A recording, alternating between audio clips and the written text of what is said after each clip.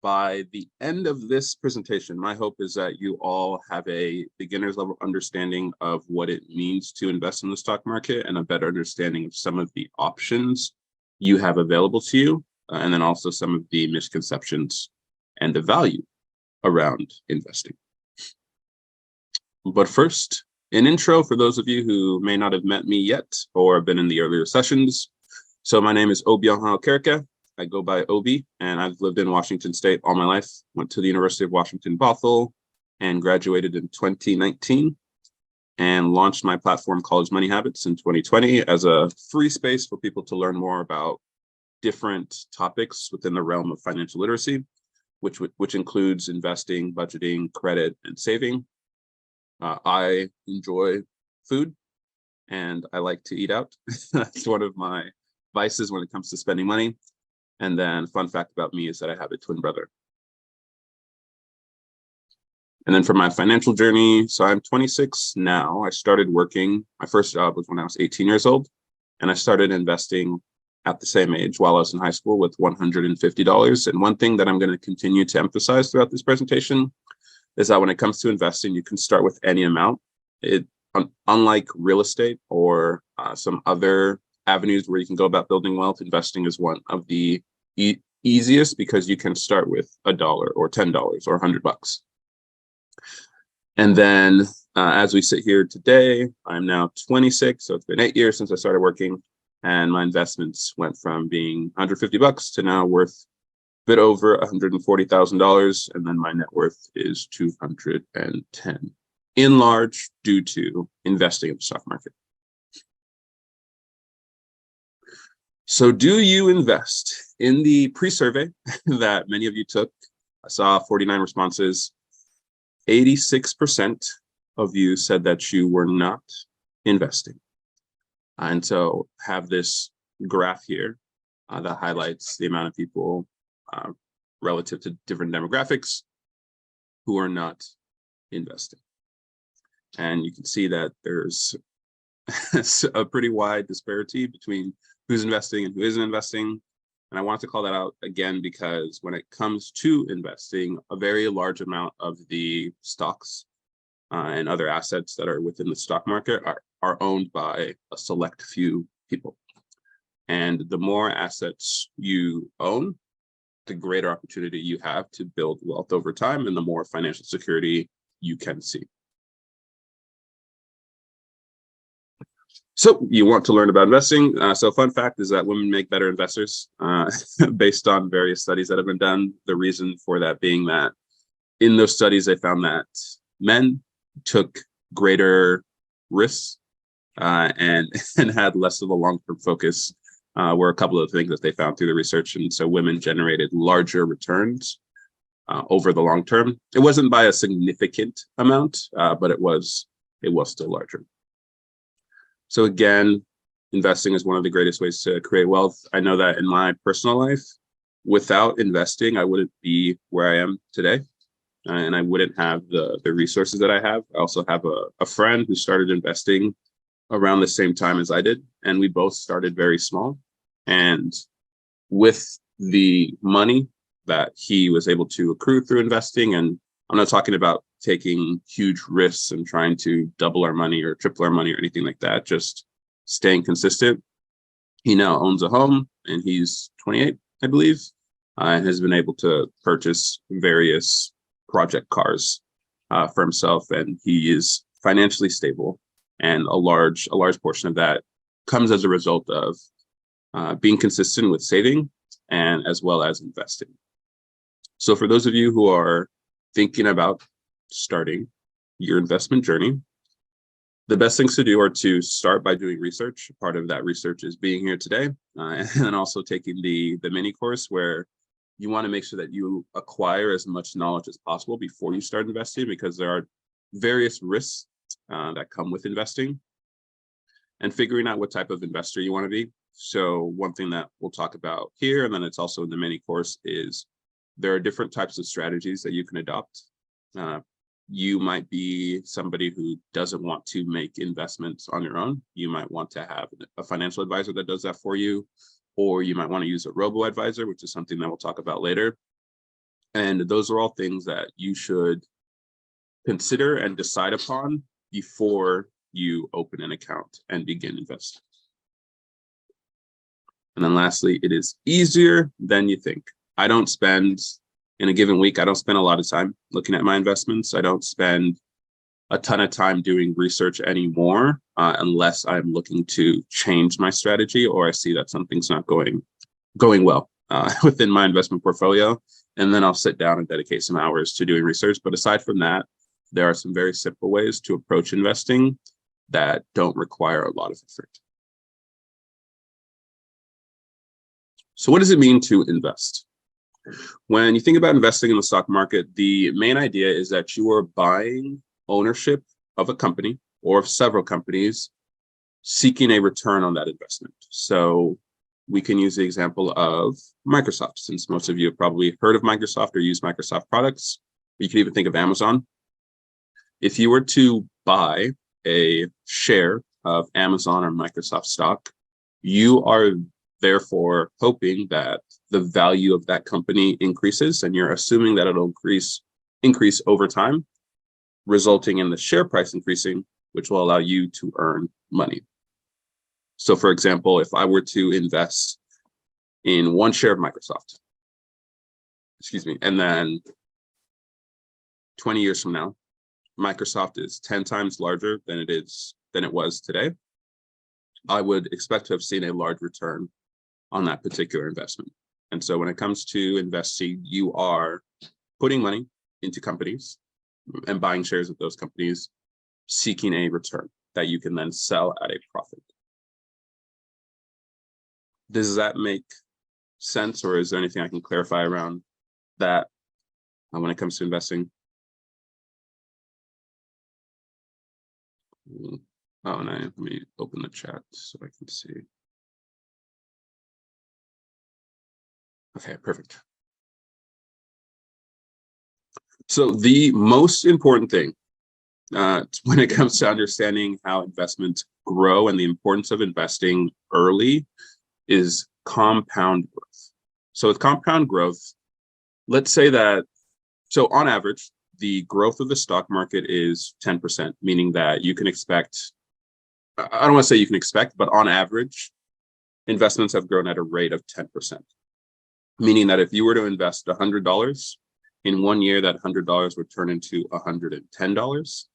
And then in the next year, even though your original investment was $100, the value of your portfolio is now 110. So you would earn 10% on that 110, which would be $11. So now you'd have $121, which would be a 21% return over the course of 2 years. And I'll also add that the stock market doesn't grow at a rate of 10% every single year. Sometimes it'll be negative growth. Sometimes it'll be greater than 10%. Sometimes it'll be slightly less than 10%. But that is the average. And the most important thing when it comes to considering compound growth is that you essentially get to experience the snowball effect, where because it is exponential growth, not linear growth, your money, as it grows larger and larger and larger, you're going to see even more significant returns. Because let's say you started with $100 and then you earn 10% of that, that's $10. But let's say over the course of several months, that investment grows through your contributions as well to $1,000. 10% of that would be $100, meaning that you would now be earning in growth the same amount that you started with, if that makes sense. And so that is why, what happens when the growth goes down. So there's a question in the chat about what happens when the growth goes down. So when the growth goes down, the value of your portfolio would go down. So let's say, for example, you invest $100. And for that given year, the stock market does not grow, or what you've invested in doesn't grow. Let's say that you lose 10%. Now the value of your portfolio would be $90. And with investing, of course, there is the potential for you to lose money. And at some point in time, everybody experiences that. But I would say that on average, really the most important thing to consider is that investing is long-term. And if you focus on investing for 10 years, 5 years, 20 years, the likelihood of you losing money is far less than the likelihood of you losing money within a much shorter time span. And again, that goes back to the average growth rate of the market being 10%. And so through this graph here, you can see two different people, Jack and Jill, who started investing at different times in their life with the same amount of money, which is $200. You can see that Jack starts when he's 25 and he stops investing when he is 35, investing a total of $24,000. The Jill, on the other hand, starts at 35 and she stops investing at 65, meaning that she's investing for 30 years more than Jack is. But despite that, she doesn't catch up to the amount that Jack has in his investments because he has more time for his investments to grow. So earlier I talked about kind of compound growth and the impact of that, where it has a snowball effect. The earlier you start, the better, because as you can see here, Jack has had 10 additional years of compounding growth. So even though he stopped investing 10 years earlier than Jill, he still has a larger portfolio. Any questions about compound growth and what that entails? Same thing applies for if you have a high yield savings account. It is similar concept where the interest that you earn is going to be on the present or the current value of your account. And that basically means that assuming the rate stays the same and you don't take a significant portion of the money out of your account, you'll continue to see more and more, you'll continue to see, greater increases in your account as the value of your account increases. Obi, looks like Florine Nair asked a question. They asked, how do we get paid?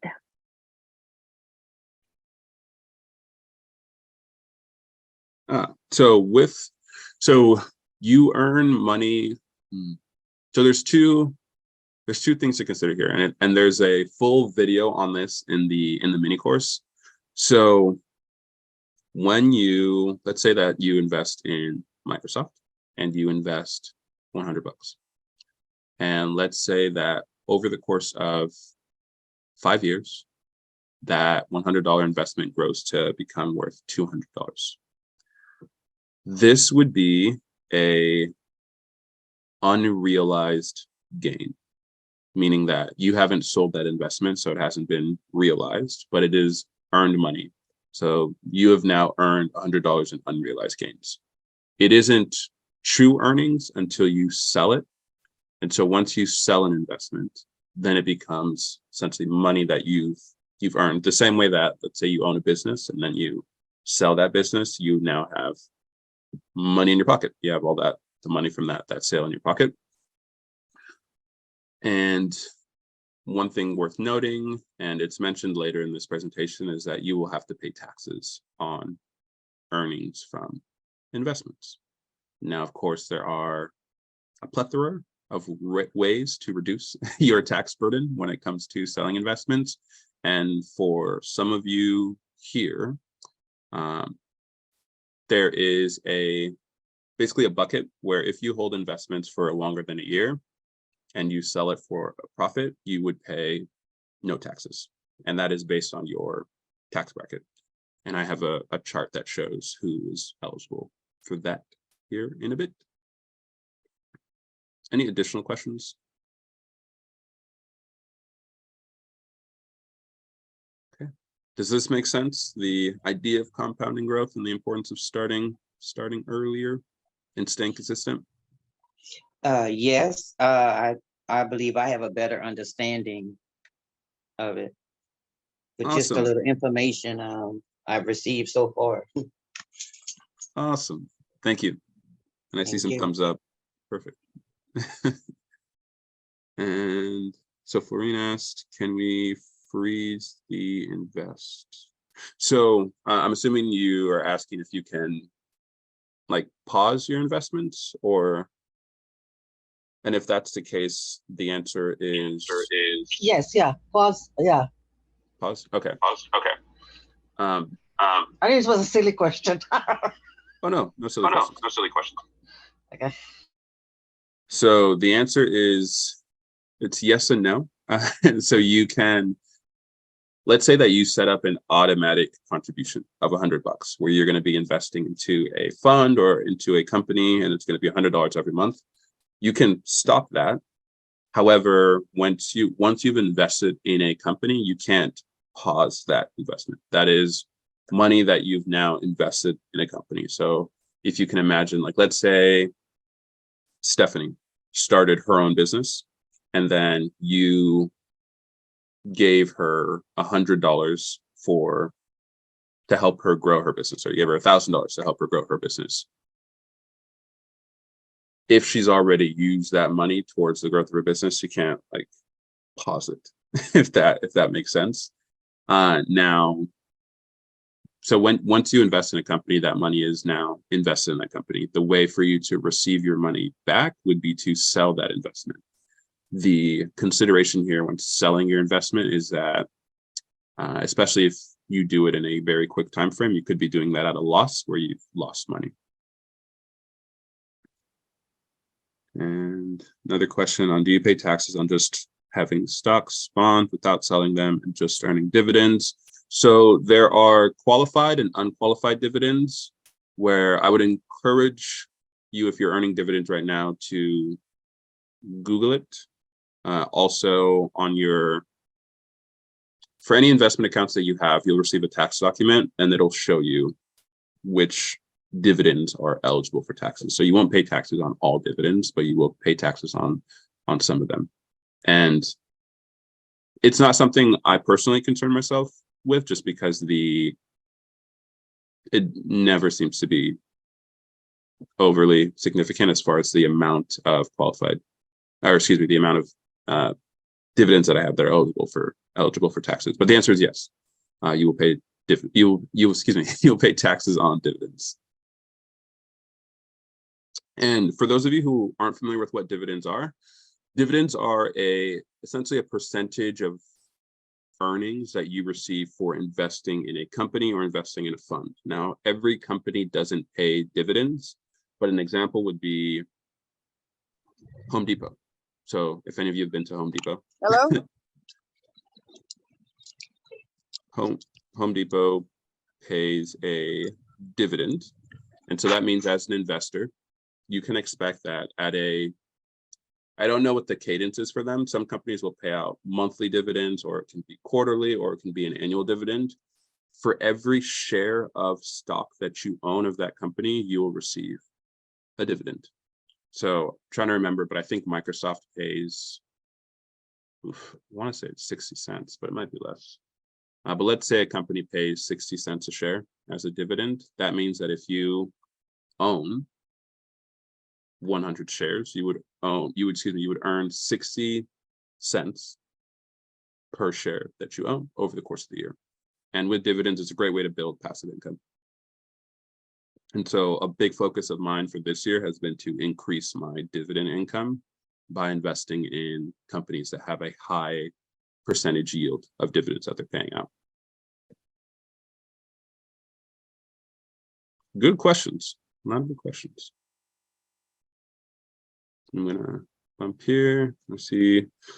So there's another question: if the company arrives at a loss, you two get affected by that loss. So I'm assuming the question is about if a company loses money, or if the share price decreases, if you'll lose money as well. The answer is kind of. So if you were, so again, using the same example of Microsoft, if you were to invest in Microsoft, and then let's say the share price is $30 a share, and then the value of the stock drops to $25 a share, you would lose $5 per share, but that would be in unrealized losses. So that isn't money that you truly lost, if that makes sense. So right now, I think a good example that I'll use is my personal investments. So I have made investments currently where the value of that investment hasn't increased. It's gone down and I've lost money on that investment, but it is an unrealized loss because I haven't sold that investment. So while the value of that investment and the value of my portfolio relative to that investment has decreased, it's not money that is gone. On paper, I've lost money, but I haven't truly lost it until I sell it. And I know that can be somewhat difficult, I suppose, to understand. But essentially, you have lost money, but you haven't lost it. Because, okay, and excuse me, let me drink. Let me take a sip of water as my voice is getting hoarse.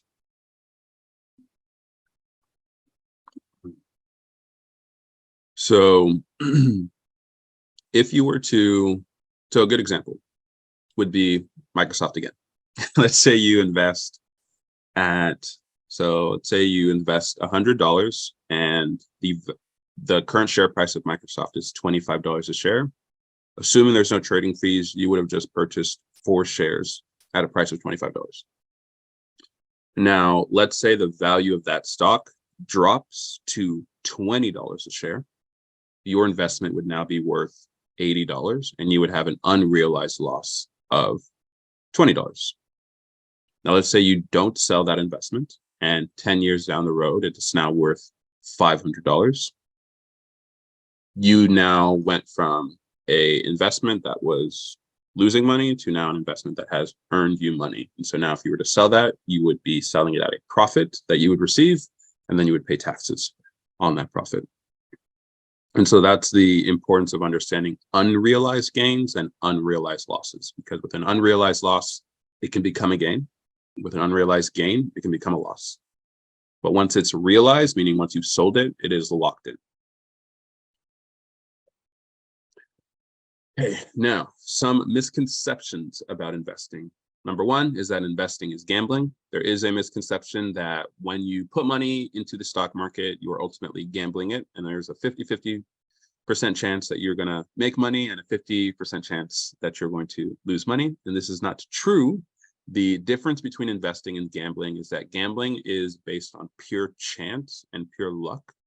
With investing, there is research, there are metrics, and there's data that supports investing decisions.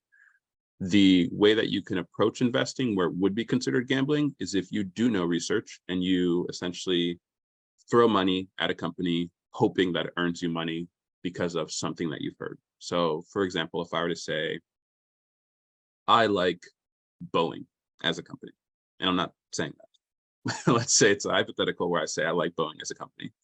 And then you take that statement and then you say, okay, I'm going to invest my life savings into Boeing. That would be you gambling. Or if you were to even invest like $500 into Boeing just because of what I said, that would be an instance of you gambling, because you know, assuming you know nothing about Boeing, or you have no idea about the business of Boeing and if it makes sense as an investment, you're doing it purely off of what somebody else said. So whether you're referencing the news or you're referencing social media, but not doing your own research, that would be gambling. For me personally, how I approach my investing decisions now is I do research on every investment before I make it.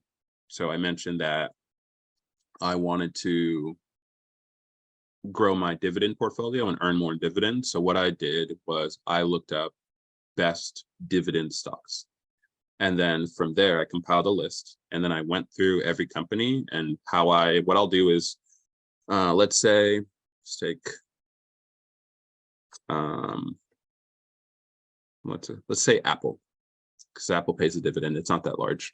But I would Google reasons to invest in Apple. And then I would Google reasons to not invest in Apple, so that I'm not just looking at one perspective.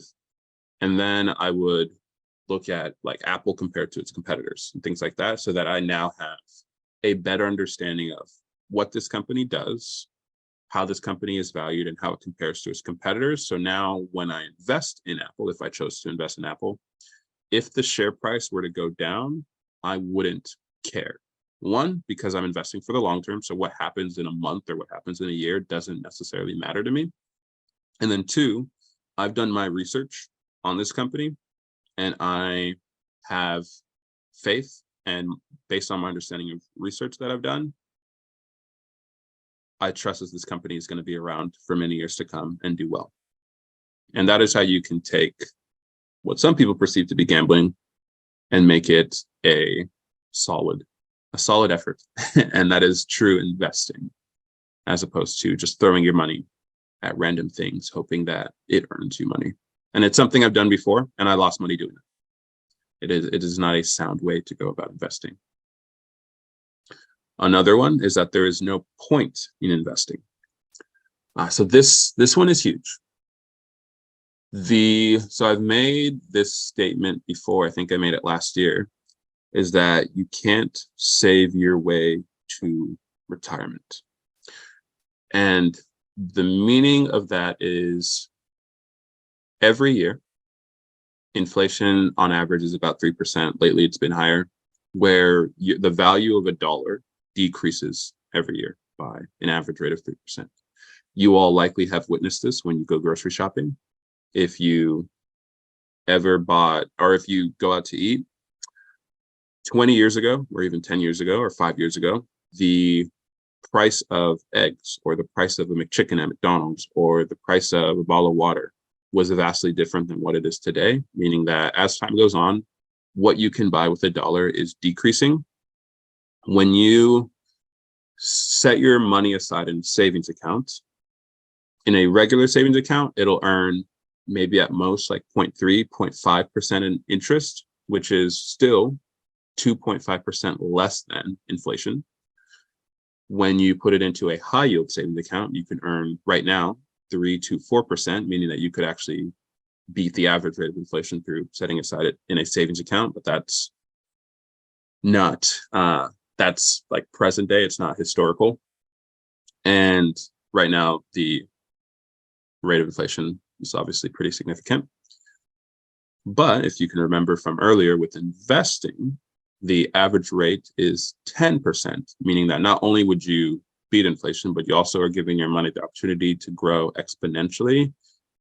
And that is paramount to building wealth, because you will never see that growth in a savings account.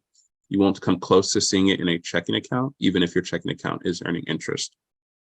And what you can achieve through investing, you would be very surprised just by, I think I was just reading so 5 years, let's say over the course of 5 years, you put, and this is just an example, $100 aside for investments, and you invest $100 a month. Over 5 years, you would have invested $6,000.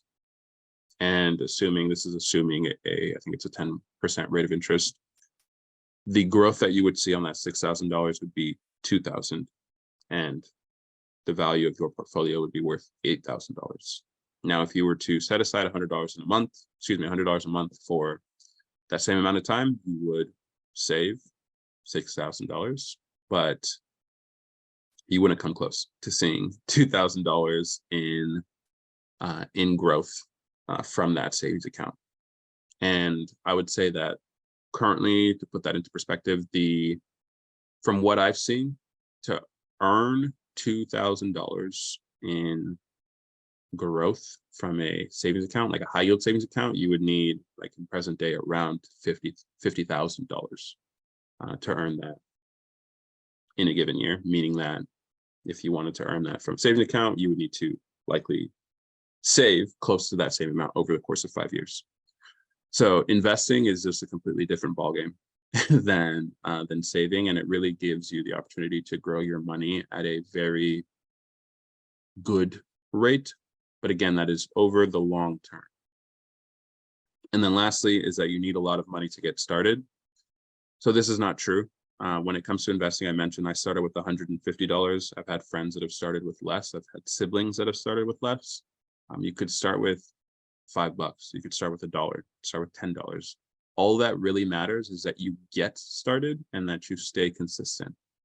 I met with one of you for a one-on-one call where I showed the impact of setting aside $100 for their children, and the potential that this had was extremely significant. I know that many of you have children that I've met with, and if you were to look up kind of the value of $100, let's say you have a 10-year-old child, and you expect that they're going to go to college. That means that you have essentially 8 years, right? That one go to college, 18, to invest, basically start investing for them. And the amount of money that you could see just off of investing $100 a month is very, very significant. And see a question. Penny stocks, are they worth it? In my personal opinion, I would say no. In fact, I wouldn't even, and I'm not telling this to all of you because I can't give recommendations, but I've actively avoided penny stocks in my personal life because one of the biggest things to consider with investing is risk. And I know that many people hesitate to invest because of risk. Penny stocks have a very high amount of risk. They are speculative investments, meaning that there's only so much research you can do, and there's really not much research that you can do. And so that is where you start to drift into the chance and luck section of investing. So you're drifting into the more gambling portion. For those of you who are unfamiliar with penny stocks, I believe those are stocks that are valued at less than $10 a share. So some of them will be like $5 or $1 or pennies. And with those, there is the potential for you to earn very large sums of money. And there's also the potential for you to lose significant sums. And when I say significant, think a lot. So a large portion. And so if you were to ever consider speculative investments, cryptocurrency is under that bucket as well of speculative investments. I would decide upon a particular percentage of your portfolio that you would allocate towards investments like that.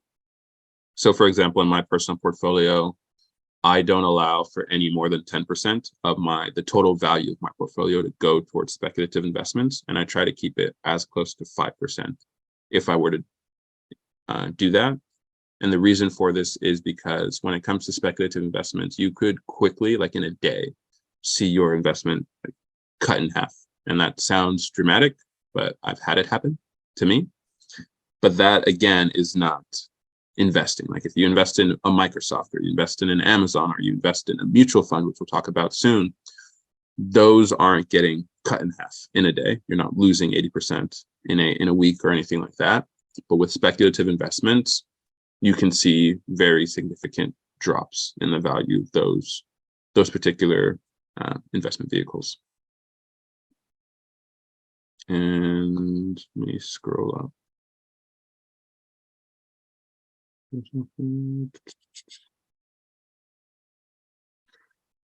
A question about investing through Cash App. So you can. So I'm less familiar with that. I've seen it before. I know there's also a platform called Acorns where basically they'll take if you were to go spend $1.50 on a coffee, I think coffee is more expensive than that. But let's say you spent $1.50 on a cup of coffee with Acorns, it would round up to $2 and invest 50 cents. So it basically rounds up your transactions and invests the remaining amount. That's something that my brother did to help him get started with investing, but now he has a brokerage account that he uses. I don't have any reservations around investing through Cash App. However, I would encourage you, if you're considering it, for you, Naomi, who asked the question, I would do research. I would type in the pros and cons of investing through Cash App. And I'm going to continue moving forward here. And I just want to say one thing.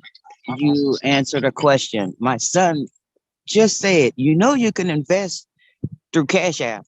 And then you responded with that response. Hey. So thank you. Of course, I needed that. Yes. I need to look into that more. So thank you. My pleasure. And continue to ask questions in the chat. I'm going to talk through a couple of things, and then I'll refer to some of the questions here in a moment. So how to invest. The first thing that you'll want to do I mean, even before, it's not on here, but before you even decide how much you want to invest, is to build an emergency savings fund. So an emergency savings fund is 3 to 6 months of living expenses.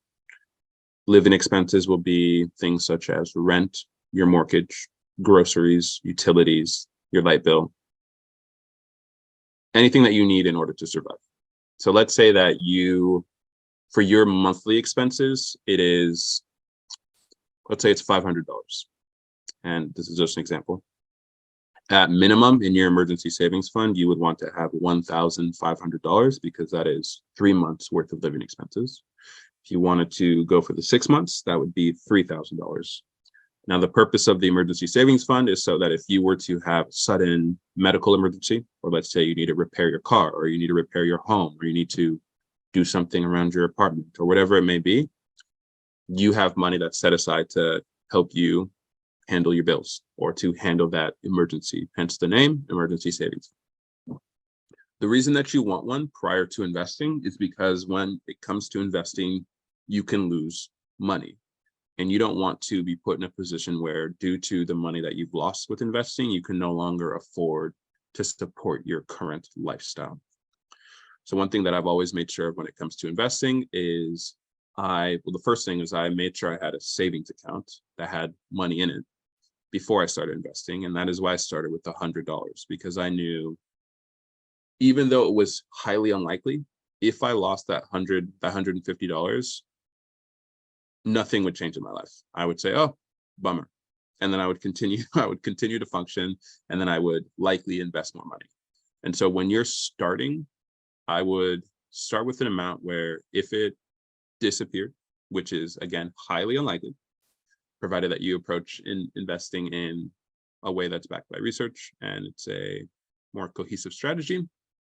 If you were to lose that money, you can still afford to pay for your rent or your mortgage, and your life and your comfort isn't at risk from that decision. So starting small and then staying consistent and then ramping it up.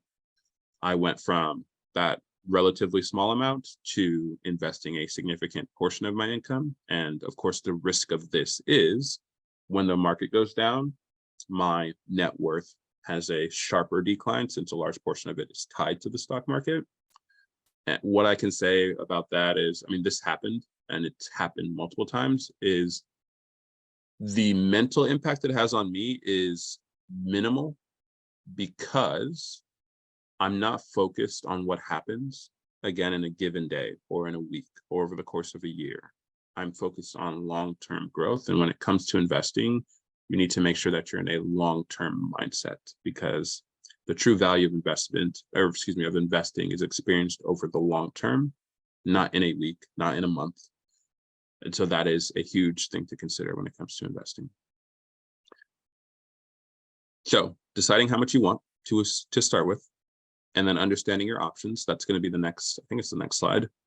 So with like stocks, mutual funds, ETFs, those are some of the options that you'll have at your disposal to invest in. I'm going to discuss the differences, and there's also, it's also something that's mentioned and discussed during or in the mini course that was published last night. And then picking a strategy. So for those of you who have no interest in buying or selling stocks on your own, there are several avenues that you can take, one of which is a robo-advisor, where basically a robot, an automated service, will do it for you. And you answer a series of questions such as your risk tolerance. So how much risk are you willing to take on? How old are you? And when do you plan to retire? And other questions that'll help basically that service build a strategy for you. And then all you have to do is fund the account, and it'll make decisions on your behalf. And it'll likely put you into a portfolio that is aggressive, where you're investing mostly in stocks, or it'll be conservative, which will be split between stocks and bonds, or where probably a large majority of that will be bonds, or it'll be balanced, where it's maybe a 50-50 split between stocks and bonds. And then deciding on a platform, tons of different platforms out there. I'm sure that many of you have probably heard of Robinhood. So that's an investment platform. I know that through speaking with some of you, that like banks like Wells Fargo and Chase come up. Wells Fargo has an investment platform that you can invest through. I've used Wells Fargo before. That's just because that's where my parents started banking. However, I know that I'm not going to encourage any of you to invest through Wells Fargo. So at the end of this presentation, there's a link to highly rated brokerages. So places where you can open an investment account. And some that just come to mind right now that I would encourage all of you to look into would be Fidelity, which is well regarded by, I won't say everybody because nothing is approved and liked by everyone, but Fidelity is amazing. And then you've got Charles Schwab and Vanguard. And those are all like tried and true platforms where you can invest. Now, when picking a platform, there are tons of different things to consider, such as fees. So I mentioned that you have the option of not doing all the investment tasks on your own. Now, if you were to use a robo-advisor, where you basically have an automated service that's helping you out, or you use a financial advisor, so a real human being who's helping you out, you will pay a management fee, which is an annual fee that is most of the time going to be a percentage of your investment portfolio. So let's say you invest $1,000 and you use a robo-advisor or a financial advisor, and they charge you a 1% management fee for managing your assets. That means that every year you would pay $10 towards that. That's 1%, right? Yeah, you'd pay $10 towards that management fee. The impact of this is that over time, management fees can eat into your returns. So let's say that you had like a larger amount, $1,000, or excuse me, I said 1,000 before, or 100. Let's say you had $100,000, or you can think about some people who have $1 million. That even though the percentage isn't changing, the percentage of your assets is going to be larger as the amount increases. And so that's just one thing to look out for. Management fees are not necessarily a bad thing. And then lastly, what I'll mention there is if you want to invest in individual stocks, so you'd like to purchase shares of individual companies as opposed to funds, which hold hundreds or thousands of companies, you'll want to pick a platform that allows you to do so. So for instance, if you want to invest in Microsoft, as opposed to investing in a fund that has shares of Microsoft, you would want to make sure you pick a platform like Fidelity or Charles Schwab that lets you do so. Vanguard, which I mentioned, to my knowledge, doesn't allow you to invest in individual stocks, but they have a bunch of different funds that you can invest in. And by funds, I'm referring to mutual funds and index funds. But let's break down different investments that you should know. So first, we've got stocks. So stocks represent ownership in an individual company. So when I've mentioned Microsoft, I've mentioned Amazon, I've mentioned Apple. You can also think of like Coca-Cola, Verizon, AT&T. Those are all individual companies that you can purchase stock of, whether it's 1 share of stock or 2 shares of stock, 100 shares. And what that does is basically it exposes you to the growth of one company. If you were to invest in one company, the largest consideration from a risk perspective when it comes to stocks is that you're taking on a greater amount of risk by investing in an individual company. So let's say, for example, you want to start your investment journey with $100. And let's take person A, who invests in Microsoft with that $100, and then person B that invests into a mutual fund. So person A, their entire portfolio is comprised of Microsoft stock. Person B owns $100 worth of a mutual fund, which would likely hold, let's say it holds Microsoft, Apple, Amazon, and Cisco. So now if the value of Microsoft, the share price of Microsoft goes down, person A would experience a decline in the value of their portfolio, since that is all they own. Person B, since they own a mutual fund that holds several different companies, they might experience a decline. They might experience an increase in the value of their portfolio, or it might remain unchanged. And that's because they have greater diversification within their portfolio. And with investing, diversification is important because it can help lower the amount of risk that you take on. So I know that when it comes to investing, there are likely concerns from some of you around risk and losing money. Investing in a mutual fund or an ETF is a great way of reducing that risk. So I like to use an example of chips. So let's say that stocks, think of a individual stock as like a bag of Lay's chips. And then with a mutual fund, it'll be a variety pack of chips. So you'll get some Lay's, you'll get some Doritos, some Cheetos, Fritos, I don't know, other Ruffles, I guess, another brand of chips. So you would get exposure to a ton of different things within that fund. And that's the same for mutual funds and ETFs, as opposed to just one. And so now the growth of your portfolio is tied to the performance of hundreds or thousands of different companies, as opposed to just one. Because if you were to invest in one company, and let's say, even though it's unlikely, that company goes out of business, the value of your portfolio would be $0. However, if you invest in a mutual fund or an ETF, and then one company goes out of business, you might not even notice it when it comes to the value of your portfolio, just because that could be disregarded by the positive performance of other companies within that fund.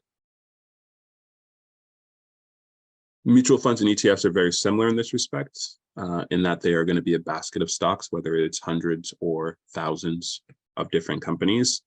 And they're a great way for new investors, such as some of you, and investors who want to start with a smaller amount of money, but get exposure to the entire stock market. Those are avenues that I would encourage you all to look into. Personally, in my portfolio, I own individual stocks, I own mutual funds, and I own ETFs. So I have a little bit of everything. I do really like individual stocks just because a goal of mine is to outpace the growth of the stock market, which is, again, 10% on average. I personally want to see higher rates of return. And so I invest in individual stocks because that's one of the better ways to go about doing that. Now, on the flip side, the risk of doing that is that over the long term, mutual funds and ETFs tend to be better investments. And what happened to my portfolio over the past 2 years is I saw my portfolio kind of remain unchanged or decrease because the stocks that I had invested in weren't performing well. However, the mutual funds and ETFs that did decreased at a much lower rate than some of the stocks. So I've had stocks that have gone down by 20%, while mutual funds or ETFs that I have went down by maybe 7% or 4%. And this is when the market is doing poorly. However, in up times, I might see the value of a stock double, or I might see it go up by 20%, while the mutual funds and ETFs are going to offer more steady growth. Now, that was a lot of information. So any questions on stocks, mutual funds, ETFs, or options that you have when it comes to investing? I want to make sure that you all have a good understanding of what you can invest in and what the benefits are and the risks are. Nothing. All good? Okay.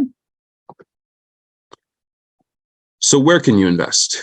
So there are tons of different accounts. There are retirement accounts that you can invest, which will be offered by your employer. And then there's also self-managed accounts.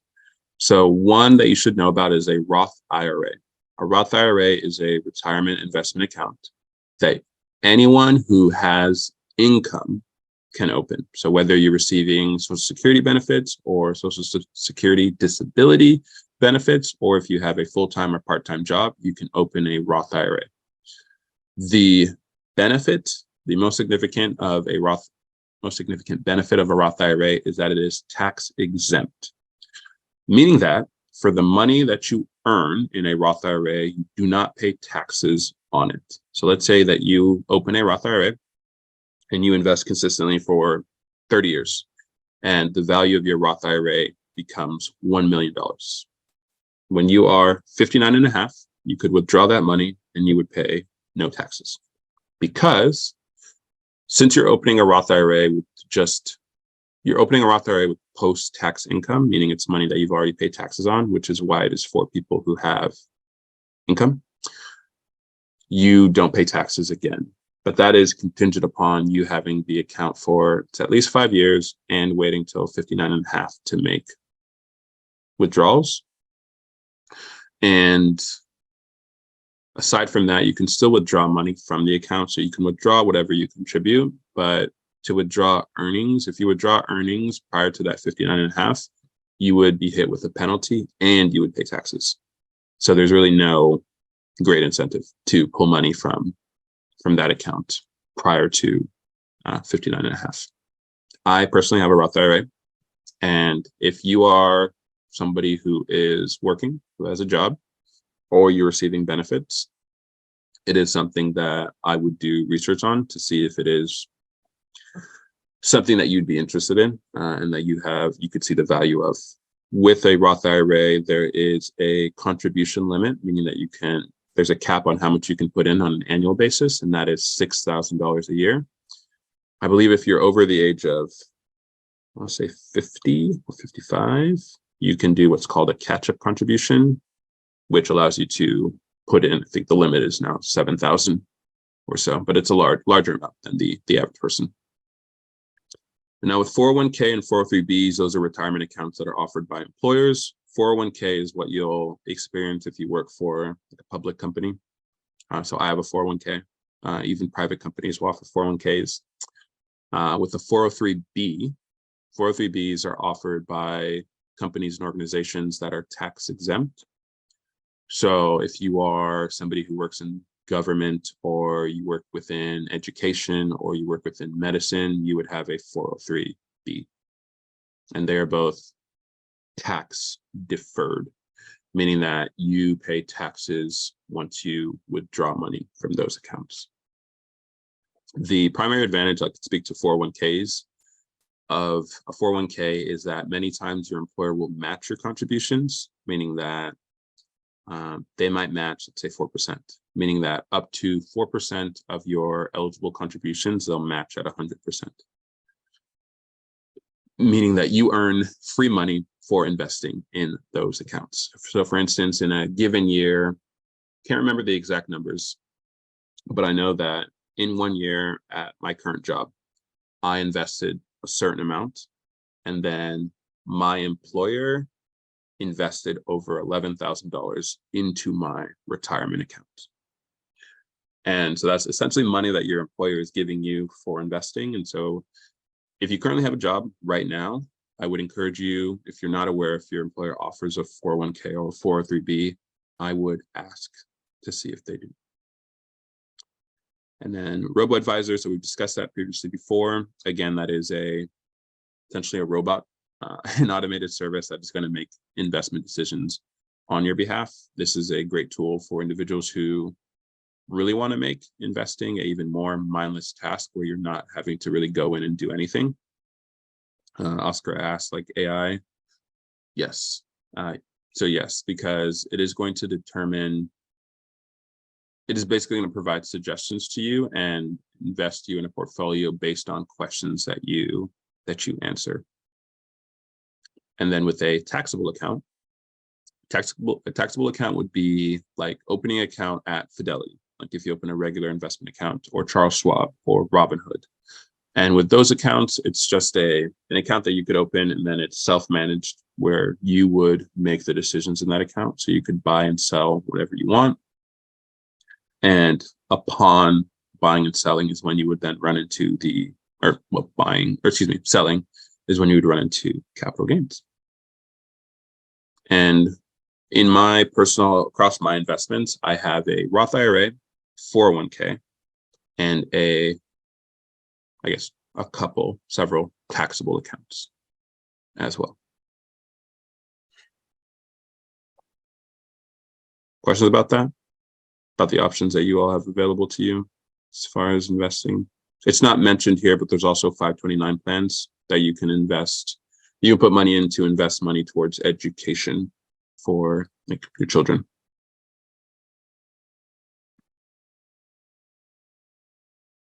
All good? No questions? Okay. Common mistakes to avoid when it comes to, there's a previous question from Florine about how do we get in updates on our investing? So for example, let's say that you invest through Fidelity. If you download the Fidelity app onto a smartphone, then you could just log into the app and then see the value of your investments. Otherwise, if you don't have a smartphone or you don't like banking apps, then you could go online to Fidelity and then log into your account. And then as a disclaimer, I do have an account with Fidelity for my 401k. And I have the mobile app, and then sometimes I'll go on my computer to see what's going on in there. And what about credit unions for investing? To my knowledge, I don't believe most credit unions are going to offer brokerage accounts. But it is something that you can look into. So if you go to like your credit union website, they'll likely show you options like checking, saving, and then if investing is an option, it would appear there. Okay, looks like we're going questions. So common mistakes, not creating a strategy. So this is something that I didn't do when I started investing. I was somebody who was just throwing money at different companies, hoping that they would increase in value. And with that, I did experience some luck with that. And then that quickly changed. And it was really overnight. And I started to lose money very quickly. And today, when it comes to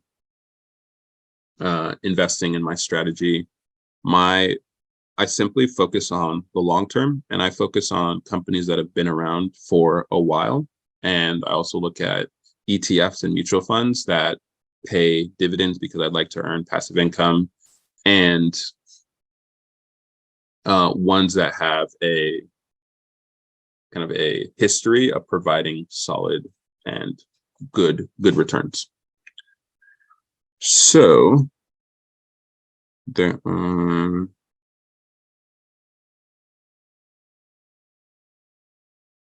let me see. I'm not sure it's a relevant. Can you trust their suggestions and advice? And also I'll address that question, Oscar, in just a second. And then chasing trends and hype stocks. So some of you might have heard about GameStop and Bed Bath & Beyond. This would have been, I think it was last year, no, 2021, where these were companies where there was kind of a community on Reddit and then Twitter that were all kind of getting together and pumping the value of those stocks up. And it was on the news because the company's stocks exploded. So people were seeing the value of their investments double or triple in a very short amount of time. So we're talking like days or weeks. And a mistake that many people made was they're like, oh, wow, I don't want to miss out on this. And so they put money into those companies, hoping that they would be, part of the group that made money. And they lost money because when it comes to anything where you can double your money or triple your money, if you hear that, I would avoid it. I wouldn't even bat an eye at it because the level of risk there is extremely high. So again, I mentioned that when it comes to speculative investments, that would have been categorized as a speculative investment at that time. I try not to put more than 10%, and then usually try to keep around 5% for speculative investments. Just to see what would happen. I was like, hey, let me put in a couple dollars into these companies and see what shakes. And so recognizing the fact that I could lose a significant portion of my money, I put in, I think it was like 100, which relative to the value of my portfolio was a very small amount into those companies, I think into each individual company. And within a day, I lost, I think it was like 60% of my investment. It was very fast and it was very significant. But because I didn't put in a ton of money relative to my portfolio, I didn't really care. I was like, okay, cool. I kind of like left just because it was like I got to participate. It didn't work out, but no big deal. The mistake that I saw with that was I had people who reached out to me and said, hey, how much do you think I should put into these companies, or do you think I should do this? I said, well, first, I can't tell you what you should and shouldn't do, and I can't suggest an amount that you should invest or trade with. But I said, in my personal opinion, you would be better suited to focus on companies that have been around for a while, that are solid investments, as opposed to trying to chase a quick buck.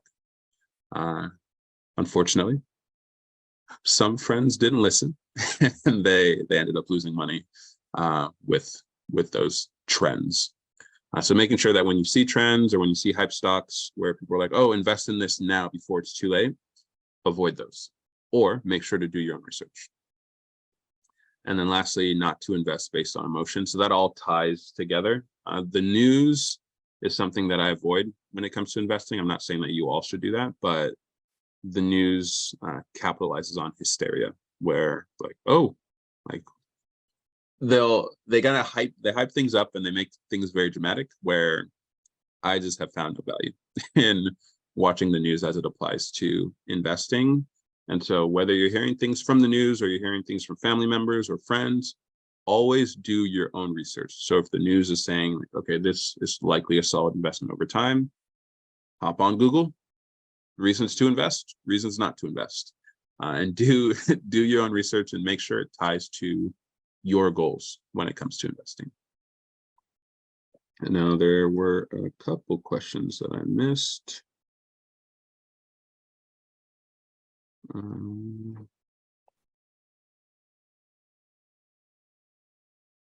Let's see. So robo investing, can we trust their suggestions and advice? I would say to be sure to do research on trustable robo advisors. I know that many banks, reputable banks, will offer robo advisors. There's also platforms. So I'm going to put two into the chat. So one is called Wealthfront, and then the other one is called Betterment, that I have heard great things about. I'm not recommending them. I would say that if you're interested in a robo-advisor, I would type in like Wealthfront reviews or Betterment reviews or reasons not to use X, and see if those reasons scare you away or reasons to use X. But one great resource that I use for evaluating different accounts that I've used in the past is NerdWallet. So for instance, I'm going to type in a Google search for you if you're interested in robo advisors. So it would be best robo advisors. Is that spelled correctly? Best robo advisors, NerdWallet. And so if you Google that, the first result would be an article from NerdWallet about probably like the 5 best or 8 best or 10 best robo-advisors for the month of May 2023. And so whether you're looking for, regardless of the type of account you're looking for, NerdWallet is a great resource. And there was another question. I have a 13-year-old son. What age can he start investing? So if you wanted, so for those of you with children right now, if you didn't want to go the 529 route, you could open a brokerage account for them. It's called a custodial account, where that account becomes theirs once they turn 18. But it is a way that they could, if they've got, I guess if you're giving them an allowance or whatever it may be, they could make contributions to that account, and then you could make contributions to that account for them to invest. And then once they turn 18, that becomes their account. So that's one way you could go about investing for your children. But until they turn the age of 18, they can't open their own account. So when I turned 18, I opened my brokerage account. Up to then, I didn't have a custodial account with my parents. But that is one way you can go about investing for the kiddos. And last question here. Been wanting to invest, but don't know the best and the most efficient broker that I can start with. Can I recommend any? I would refer to NerdWallet on that one, but some free brokers that any one of you can use that I have heard good things about that I would look into would be, I'm going to type them out: Fidelity, Charles Schwab, and Vanguard. And with Vanguard, the only thing that I would look out for there is I believe that some of their funds have required minimums, meaning that to invest through them, you would need like $1,000 or $3,000. So when I started investing, I didn't use Vanguard. And that was one of the reasons why. And then the other reason was because I couldn't invest in individual stocks. And okay, so now with taxes. So I mentioned that you will pay taxes on earnings from investments. So if you've got a taxable account, like let's say you open a Fidelity or a Charles Schwab and you open a regular brokerage account, there are short-term and long-term capital gains. So with short-term capital gains they apply to any investments that you sell in under a year. So like, let's say you were to purchase, we're going to just keep talking about Microsoft. Let's say you purchase shares of Microsoft, and then the value of that investment grows and it's worth $200,000. If you sell it for that $200,000 profit and you've owned that stock for less than a year, you would pay short-term capital gains. Short-term capital gains are your income tax rate. So whatever rate you pay on your income currently is the percentage that you would pay for short-term capital gains. On the other hand, there are long-term capital gains. So with long-term capital gains, that applies to investments that you have bought and sold after owning them for over a year. So using that same scenario, if you were to buy and then sell shares of Microsoft for a profit of $200,000, the tax rate that you would pay on that money is going to be based on your filing status and your income. And so you can see that to be eligible for a tax rate of 0, if you are single and you earn up to less than $44,625, you have a long-term capital gains tax rate of 0%. And then you can see the different stats for head of household, married and filing jointly, and then married filing separately. And then you can see that the amounts go up based on your income. And that's for long-term capital gains. For short-term capital gains, again, that's going to be based on your tax rate. And the highest that can get, I believe, is 37%. And you can see that the highest here is 20%. So there is a very large incentive for holding investments long-term prior to selling them.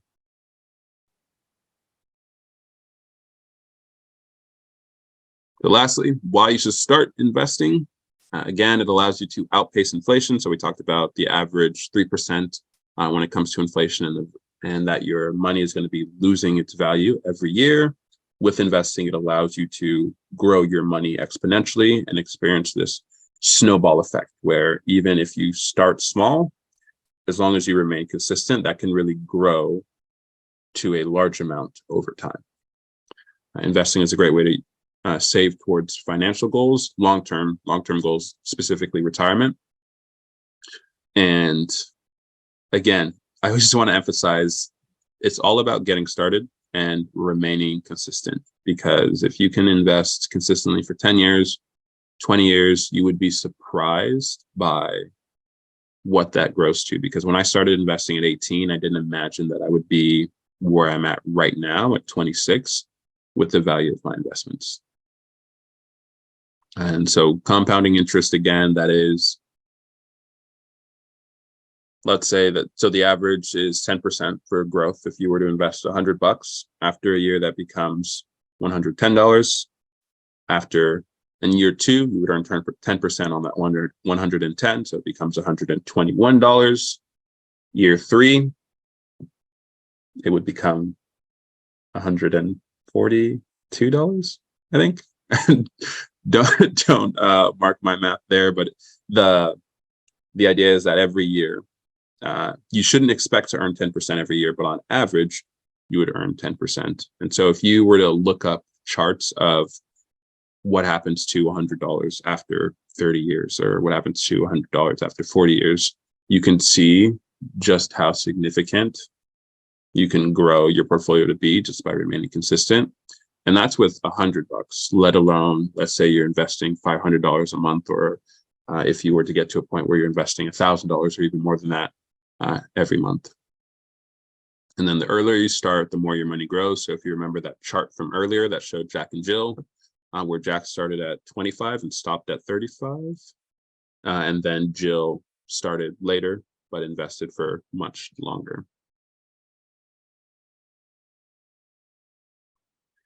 And these are resources for all of you.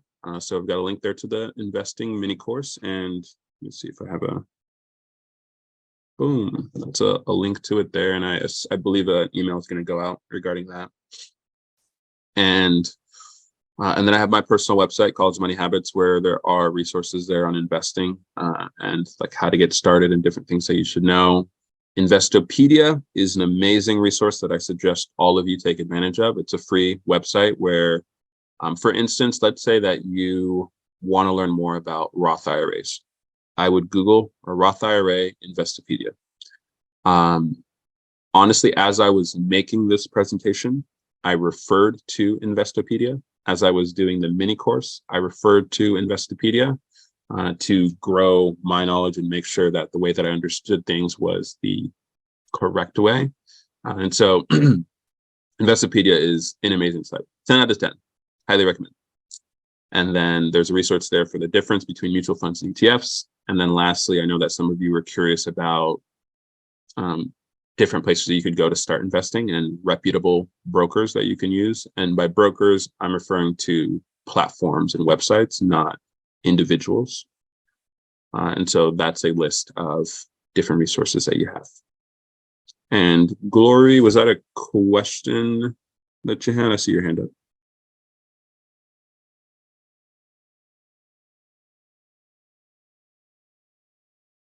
Maybe not.